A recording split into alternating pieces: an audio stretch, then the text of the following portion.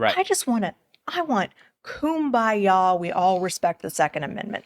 I don't want to be this way, but I sound like an abusive husband. You made me. The black goo is going to start coming out of You your mouth. made me. You made me hurt you. We're the Armed Attorneys. Today we're going to be talking about 18, 19, 20-year-old carry, how the cops are breaking the law, what the standard is when it comes to New York State Rifle and Pistol Association v. Bruen for your states, how Texas is leading the way in kind of fixing this, but the cops are still screwing it up. Mm-hmm. But before we begin, show your support for the Second Amendment by hitting that like button. And I think this is an interesting case because we have, all right, who are the people contemplated in the Second Amendment? Well, clearly it's 18, 19, 20-year-olds, able-bodied people. And so we have a lot of states, though, that have prohibitions on folks under the age of 21 from carrying firearms generally in public. And we still have some laws on the books that probably unconstitutional. Oh, but yeah, unconstitutional laws. Yes, absolutely we do. So let's first talk about just the story. True story, yeah. Okay, true story. And this will tell you how the system fails at every level. So we have Leslie has a client. We've mentioned him on the channel before. Yeah, kind of offhand. Yeah, Leslie has a client. He is under the age of 21. He was pulled over. He was not driving the vehicle. Someone else was driving a vehicle. He was a passenger in the vehicle, and he had a lawfully concealed handgun on his person. So police suspect, they're screwing with young people, which, long and storied tradition of law enforcement. I get it. But they, pull everybody out of the vehicle. He discloses affirmatively, like, listen, I've got a handgun I'm carrying. Police are like, aha, you're under the age of 21. That's illegal. Actually, if he was driving, I don't think it would have been a problem because most officers in Texas know that would be illegal, but he was not the driver. So he is arrested for unlawful carry of a weapon, which is just a misdemeanor in Texas, thank goodness. But still, so number one, arrest, unlawful, terrible. Number two, gets magistrated. Judge finds probable cause. Yeah, in the jail, right? So you get magistrated in the jail generally, and then you'll have maybe another arraignment after you've bonded out of jail. So magistrated in the jail by the magistrate judge. So neither the court-appointed attorney in the jail nor the judge have any idea that this is a law that has changed. So a bond is set. He has to bond out of jail. He's got to pay to hire Leslie. Leslie walks into the courtroom, and then what other failures? Well, she lays it all out for the prosecutor. She brings like a brief with her, and lays it out for because they have a probable cause hearing in the court. Obviously the rubber stamp process in the jail. Maybe it's a little bit more contemplative on the bench inside of a courtroom. And the judge needed more time on that.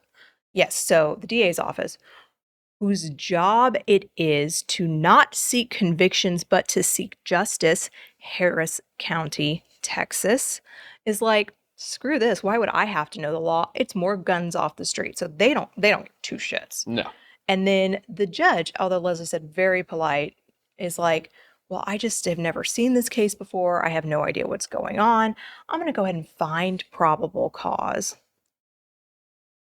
And we'll see where this goes. I'll consider this, and then we'll get there with it essentially, which is just that is 5 failures by my count just within the first several weeks of this case moving forward. And it is not the first we've heard of happening. No, and I think the place we go next is, all right, 18, 19, 20-year-olds, is this an unconstitutional? Let's say this 21-year-old, and we're going to get into that in a second, talk about why Texas is leading the way.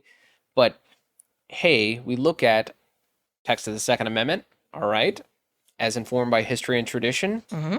Was this permissible? Would regulating the carrying of firearms by 18, 19, and 20-year-olds, is that something that happened at the time of the adoption of the Second Amendment? If not, the law is presumptively unconstitutional. The burden's on the government to show that it is something that they can do. And so we have our standard under New York State Rifle and Pistol Association v. Bruen, and we have a case in Texas applying that standard to our law. And the craziest part about this person being arrested is that law was struck down. Yes. And is it a Pittman case?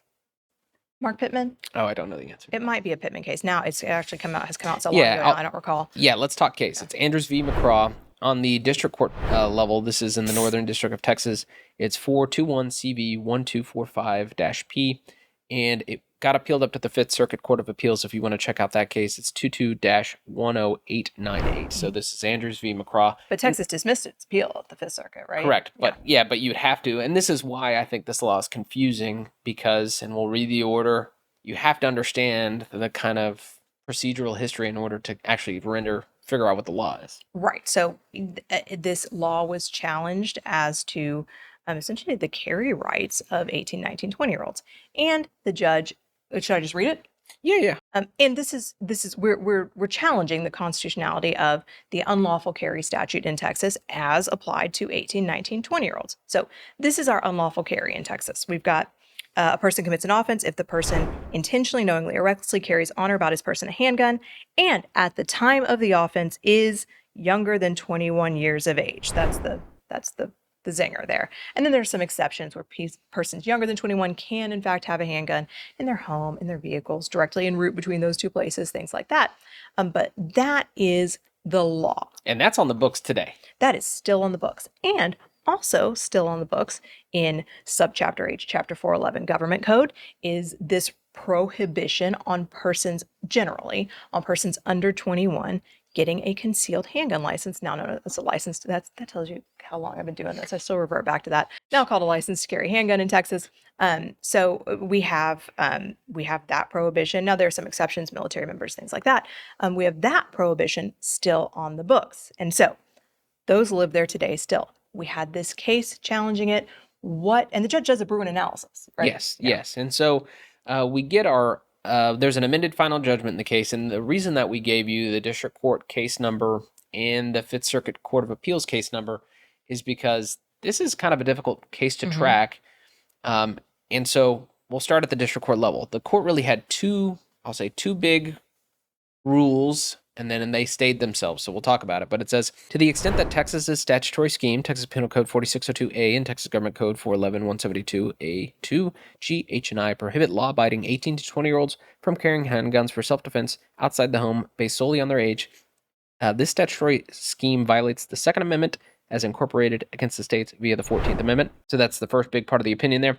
The second part is defendants and their officers, agents, servants, employees, attorneys, and other persons who are in active concert or participation with them enjoined and restrained from enforcing Texas' statutory scheme against law-abiding 18 to 20-year-olds based solely on their age. And this is where the confusing part comes in. This injunction is hereby stayed for 30 days pending appeal for the duration of the appellate process. See, I think that's where the civilian confusion is. Yes. But law enforcement and attorneys working for the government have no excuse because, Correct. Yes, the state of Texas initially appealed this up to the Fifth Circuit, and then someone with a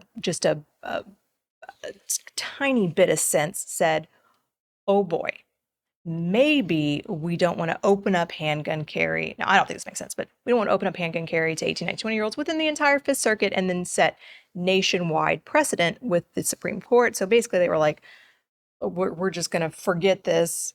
The government who's abusing your rights. We're going to forget our appeal. We're going to keep this just to Texas. Yeah, and I think part of it is, we have the director of the DPS. That's an appointment by Governor Abbott. Mm-hmm.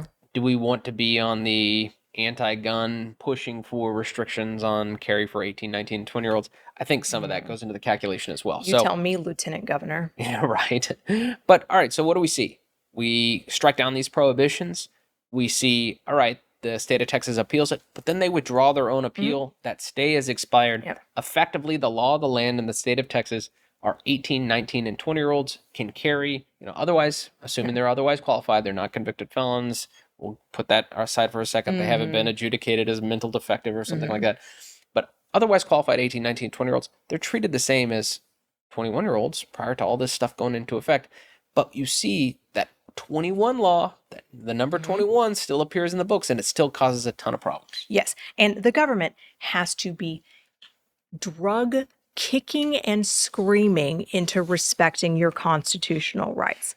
That is even true in our great state of Texas. And so, not only is law enforcement they should know better, maybe some of them do know better, it's still violating what is a lawful court order for the entire state of Texas. But, do you remember the saga when for the licenses initially? So, yeah, where they were saying, oh, you're not qualified to purchase a handgun. Yeah, so the DPS was still like, ooh, we found a little loophole. We're not going to let you have your handgun license under 21 because of this little, and finally, you remember I was emailing with the director of the handgun licensing Yeah. program, and I was like, say it, put it in writing, put it in writing. You're violating a court order. Tell me, say it. I'm going to, and he was like, finally, he was like, we are going to issue licenses to qualified 18, 19, and 20-year-olds, and any information that was released contrary to that is incorrect. And I was like, what? I mean, why do we have to do it? Why do you got to make me, why you got to make me be a thorn in your side? Right. I want kumbaya. We all respect the Second Amendment. I don't want to be this way, but I sound like an abusive husband. You made me. The black goo is going to start coming out of You your mouth. You made me hurt you. Yeah, and I think this other kind of thing, and we see this at gun ranges, we see this at with license to carry instructors, just a couple. I mean, most of these people are fantastic, know exactly what they're doing. But that first part, that order, I read it in 3 parts. The first part specifically enumerates some statutes and some subsections, but then we have this more all-encompassing second section that says, to whatever extent it is, this framework that restrains law-abiding 18 to 20-year-olds from carrying, you can't enforce that stuff. I think that kind of second part got left out of a lot of the online forums and message boards. So everyone really honed in on these statutory provisions, didn't really pick up on the second part that was really, really important. And for the same reasons that, hey, guess what? You got to issue these licenses to qualified 18, 19, and 20-year-olds. That, that prevails. But we still have this problem with the number 21 showing up in our books. Yeah, up in our law codes. It's causing problems. Yes. So, I mean, I think that will be fixed this legislative session. But I would say this is probably the number one question I've gotten from people here in Texas over the last several weeks. It's coming up more and more. The misinformation abounds on the internet. And it's sad because there are 18, 19, 20-year-olds. And I always talk to parents whose kid is running off to college or is living on their own and needs to be able to protect themselves lawfully. And it makes me sad to think that there are probably a lot of people out there who are not taking advantage of their rights because of this confusion. Yeah. And I will say, getting this stuff off the books, is this a good framework? Is this a good case for your state? If your state still has restrictions on 18, 19, 20-year-old carry, these are the cases I want y'all to check out to push to remove those infringements in your state. Yes. And that's why it's important for everybody. Yeah. The lawyer who is trying to win back your constitutional rights can copy pasta this opinion written by the judge on the Bruen analysis, submit it. I mean, it's a very detailed, very good Bruen analysis. It's all you should need. And I think kind of the final point for me, I mean, this is why we say, it's in our introduction video, we should probably update that thing. If the only thing you know is the law, you're in big trouble. This is a perfect example of this. If you just read Texas's law and said, hey, look, the number says 21, you'd be misinformed. Oh, yeah. And this is why it's really important to stay up to date on this stuff. But we hope you enjoyed this discussion. If you did, consider subscribing, hitting that like button, and help us fight the anti-2A algorithm by sharing this video. And let us know in the comments, have you heard of people getting arrested for this too? Is it as widespread as we think? Until next time, we're the armed attorneys.